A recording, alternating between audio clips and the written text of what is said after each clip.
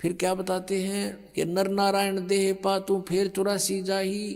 परमात्मा जैसा शरीर मनुष्य का आपको मिला है, परमात्मा का ऐसा ही मनुष्य सदृश शरीर है, इसलिए परमेश्वर को भी पुरुष कहते हैं, और उस पुरुष ने मनुष्य को अपना शरीर दिया है तो मनुष्य को भी पुरुष बोलते हैं। तो क्या बताते हैं कि परमात्मा का जो मटेरियल है शरीर का वो हमारे जैसा नहीं है। असनाविरम शुक्रम अकायम, असनाविरम, उसका शरीर माता पिता के योग से बने शुक्र का नहीं है, उसकी शरीर में नाड़ी आदि का व्यवस्था नहीं है, वो स्वयंभू है, परिभू है, वो कबीर मनीषी है, सप्रियागात है, सबसे प्रथम देहधारी वही परमात्मा है। अब क्या बताते हैं कि नर नारायण देह पाकर तो फिर 84 जाही, कुल परिवार तेरा सकल कबीला, मसलत एक ठराई, बांध पिंजड़ी आगे धर लिया मरगट को ले जाही।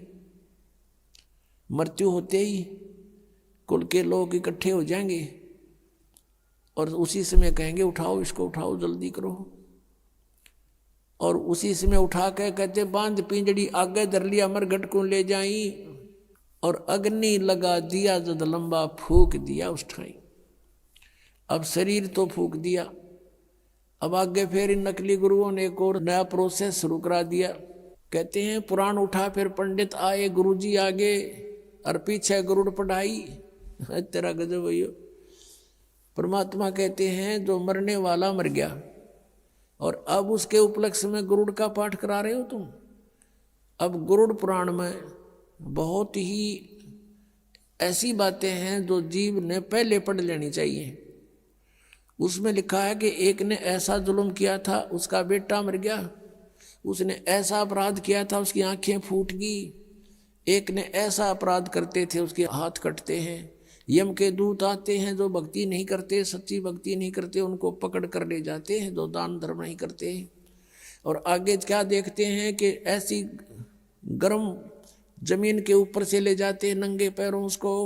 आगे जो शुभ कर्मी प्राणी हैं वो भंडारा छक रहे होते हैं, खीर खांड हलवे उनके लड्डू जलेबी खा रहे होते हैं, और वो कर्महीन प्राणी, भक्तिहीन प्राणी, दानहीन प्राणी वहाँ से जाता है और देखता है, उनको कहता है यम के दूतों से, भगवान के दूतों से कि भाई मुझे भोजन करा दो, मुझे भूख लगी है। वो कहते हैं नहीं, तेरे शुभ कर्म नहीं है, चल तुझे भगवान के दरबार में पेश करके तुझे फिर कुटाई करेंगे तेरी। तो कहते हैं परमात्मा का कहने का उद्देश्य ये है कि वेद पुराण उठा फिर पंडित आगे पाछे गरुड़ पढ़ाई, कि उसको गरुड़ पुराण का पाठ पहले कराना चाहिए था, पहले सुनाना चाहिए था। वो बुराइयां बचता डरता और शुभ कर्म कर जाता और उसकी दुर्गति ना होती। वो तो गधा बन गया और पाछे उसका गरुड़ पुराण का पाठ करा रहे। अब क्या फायदा मरने के बाद मुंह में घी डालने का।